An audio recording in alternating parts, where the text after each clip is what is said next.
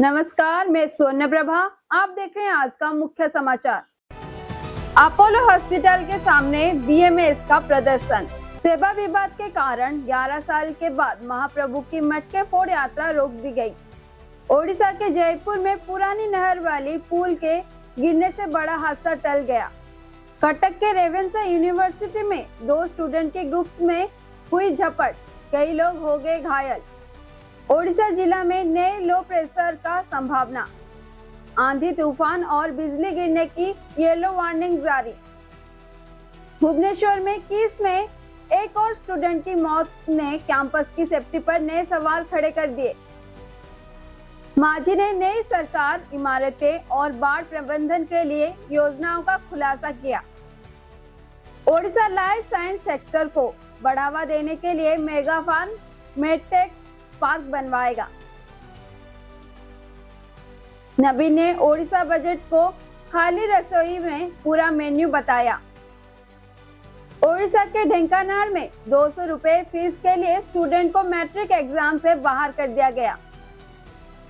कृषि बजट में 12.3% की बढ़ोतरी। ओडिशा ने ग्रामीण विकास के लिए 42,452 करोड़ रुपए आवंटित किया। पुरी का इतिहास 500 साल पुराना है। क्या आप बावली मठ गए हैं? विदेशी टूरिस्ट की पहली पसंद कांच की मूर्तियां। तोसाली मेले में उमड़ी भीड़। न जमीन न घर, फिर भी गाय की सेवा जारी। सुर में एक अनोखी कोशिश। तोसाली मेले में ब्लैक पेपर खरीदने के लिए लोगों की भीड़। देखने लायक हेरिटेज, काम में मॉडर्न। पुरी के वाटर सिस्टम की नई तस्वीर। दिल्ली में आतंकी हमले का अलर्ट। लाल किला के पास धमाके की साजिश रचा रहा है लश्कर-ए-तैयबा। एआई कैमरा ने शिकारियों को पकड़ा। 39 ने सरेंडर किया। रिवीजन का काम नहीं हुआ तो ममता सरकार भुगतेगी अंजाम। बंगाल में एसआईआर पर सुप्रीम कोर्ट ने इस्तेमाल किया सुपर पावर। ओडिशा के दिव्यांग क्रिकेटर मोहम्मद सरवर अली ने चुनौतियों को पार करते हुए राष्ट्रीय स्तर पर चमक बिखेरी। टीम इंडिया की प्लेइंग एक्साई पर बड़ा अपडेट। अभिषेक शर्मा को टीम से बाहर करेंगे। 26 फरवरी को भुवनेश्वर स्थित अपोलो हॉस्पिटल भुवनेश्वर के सामने भारतीय मजदूर संघ द्वारा विशाल धरना प्रदर्शन का आयोजन किया जाएगा।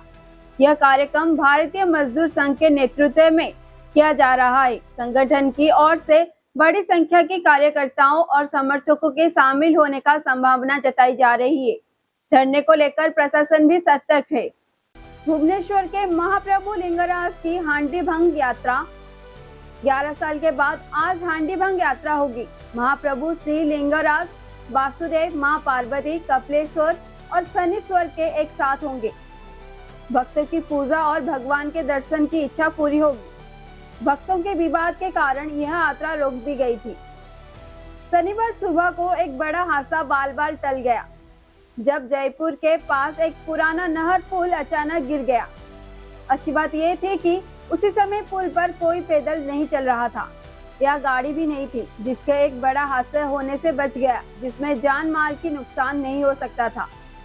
जयपुर के बाहरी इलाके में बड़ा पदार के पास बना हुआ ये पुल राज्य की सिंचाई विभाग के तहत आने वाली सबसे पुरानी नहर पुलों में से एक था। ओडिशा के कटक के रेवेन्सा यूनिवर्सिटी में शुक्रवार को तनाव फैल गया, जब कैंपस में स्टूडेंट के 2 गुट के बीच हिंसक झड़प हो गई, जिसमें कई लोग घायल हो गए।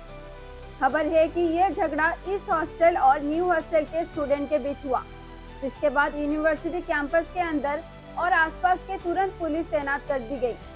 अगले 48 घंटों में इक्वेटोरियल हिंद महासागर और उसे सटे दक्षिण पूर्व से बंगाल की खाड़ी ऊपर के एक नए लो प्रेशर एरिया बनने की उम्मीद है।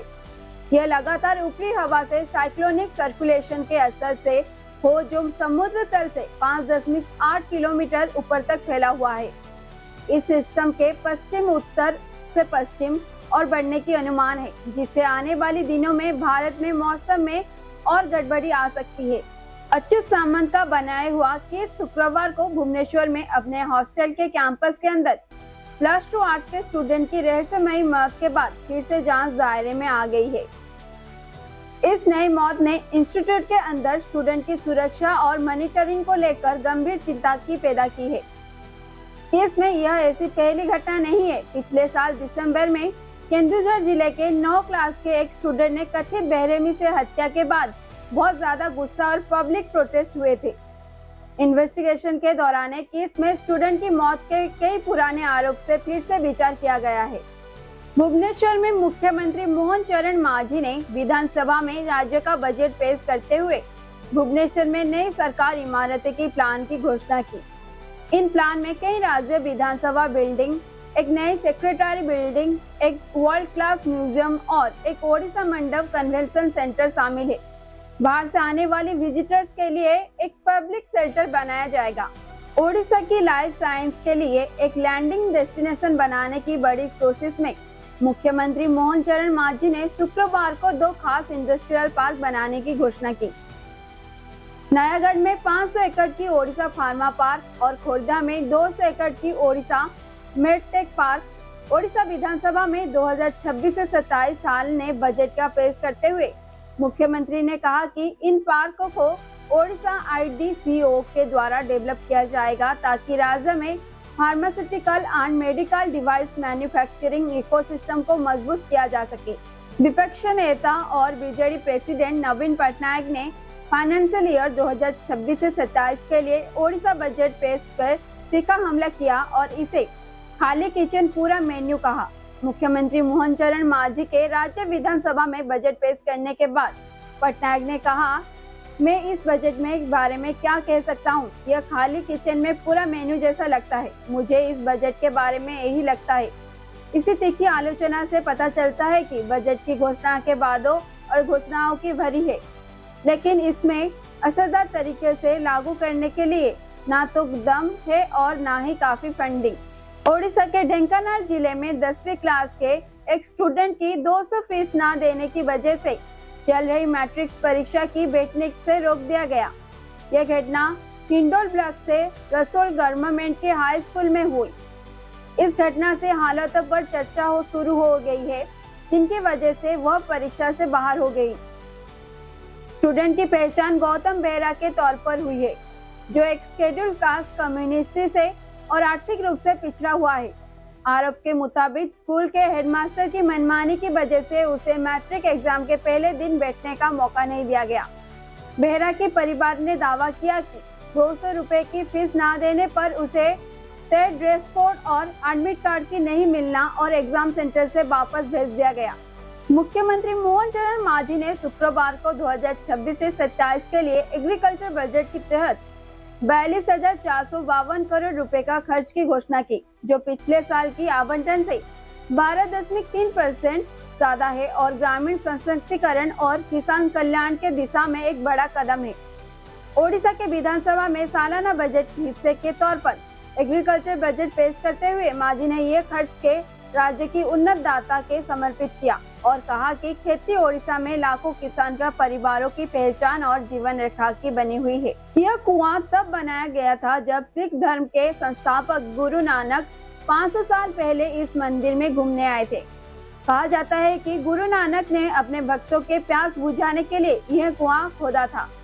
तब से बाबली मठ के 150 भाई कुआं के हिंदुओं और सिखों की दोनों के लिए एक अनोखा तीर्थ स्थल के रूप में माना जाता है, जहां गुरुद्वार और मंदिर दोनों में दिखाई देते हैं। इसके सामने बाबली मठ है। बाबली मठ की पुरी में 500 साल पुराना मठ है। इस मठ के अंदर एक पुराना कुआं है। कुएं में जाने के लिए 2 रास्ते हैं और नीचे वाले रास्ते पर कुएं के नीचे या बेस तक जाने के लिए सीढ़ियां हैं। राजधानी भुवनेश्वर में तोसाली मेला 2026 चल रहा है। मेले शाम को जनता मैदान में शुरू हो जाता है। सुबह 10 बजे से शुरू होने वाला इस मेले में बहुत भीड़ होती है। 14 से 26 फरवरी 2026 तक लगने वाली Tosali national Hedrick corporation fair इस साल में अपने 20 साल का लिए है। ओडिशा सरकार ने हैंडलूम और टेक्सटाइल और हैंडीक्राफ्ट डिपार्टमेंट द्वारा लगाया जाने वाला यह मेला भारत की सबसे बड़ी हैंडक्राफ्ट एग्जीबिशन से एक माना जाता है। इस मेले का मेन फोकस देश की अलग अलग हिस्सों में हुए हुनरमंद कारीगरों की व्यापारियों एक बड़ा मार्केट देना है। शिव मुनि सेवा ऑर्गेनाइजेशन की तरफ से लंबे समय से बेसहारा गायों की सेवा की जा रही है। जो लोग गाय को संभाल नहीं पा रहे हैं वो उन्हें बेच रहे हैं। आश्रम के कर्मचारी उनसे कुछ पैसे देकर उन्हें खरीद रहे हैं और आश्रम में रख रहे हैं। आश्रम के कर्मचारी के मुताबिक अगर हिंदू गाय माता को पालते और उनकी देखभाल करते हैं तो गायों की खरीद और फरोख्ती नहीं होती।